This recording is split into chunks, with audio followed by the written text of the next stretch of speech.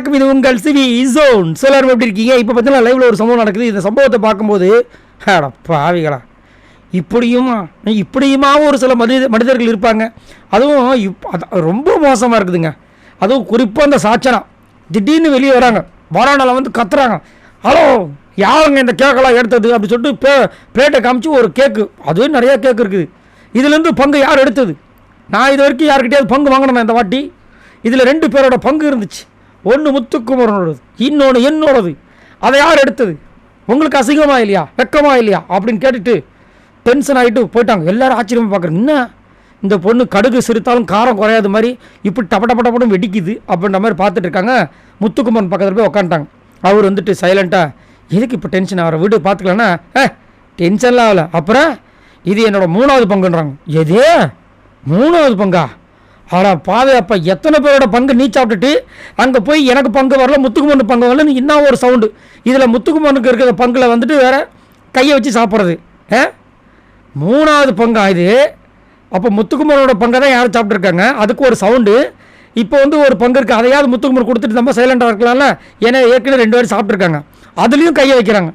இவங்க வந்து மற்றவங்களை கத்துறாங்க. அதுவும் எப்படி தெரியுங்களா, அந்த பிக் பாஸ் வீட்டில் இவங்க தான் இந்த பிக் பாஸ் வீட்டோட எஜமானி அம்மா மாதிரி கத்துறாங்க. ஏன்னா அவங்க அப்பா ஹோஸ்ட்டு. அதனால் அந்த ஒரு சில ஆஃபீஸ்லாம் பார்த்திங்கன்னா அப்பா வந்து மேனேஜராக இருப்பார். இவங்க பார்த்திங்கன்னா அதுக்கு சம்மந்தமே இல்லாமல் இருப்பாங்க. ஆனால் வரும்போது எல்லாருமே வந்து அவங்களுக்கு வணக்கம் வைக்கிறதும், இவங்க நடக்கிற அந்த இதை பார்க்கும்போது எப்பா எப்பா எப்பா அந்த மாதிரி நடப்பாங்க. நம்மளுக்கு காண்டாக இருக்கும், சே இவங்களுக்கு பொண்ணாக பிறந்தக்கூடாதா, இவங்களுக்கு பையனாக பிறந்திருக்கக்கூடாதா அப்படின்னு தோணும். ஏன்னா ஒன்றுமே இல்லாமல் இப்போ இந்த ஒரு சில பெரிய பெரிய பணக்காரங்களோட பசங்களாம் பாருங்கள், என்னத்தான் வந்துட்டு அவங்களாம் பெருசாக உழைக்க போகிறாங்க.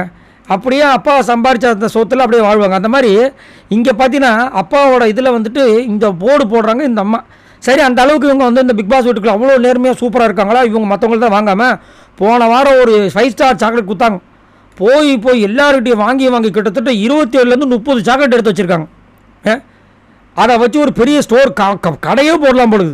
அவ்வளோ சாக்லேட்டையும் சாப்பிட்டது இல்லாமல், இப்போ 2 பங்கையும் சாப்பிட்டது இல்லாமல் இங்கே வந்து இந்த போர்டு போடுறாங்க இந்த அம்மா.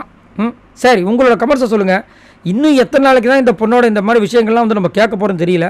போன வாரமே போக வேண்டியது, அவங்க அப்பா தடுத்துட்டாரு. சரி, இந்த வாரமாவது போவாங்களா, போகிறது வாய்ப்பு இருக்கான்னு தெரியல. உங்களோட கமெண்ட்ஸை சொல்லுங்கள். பாய் நண்பர்களே.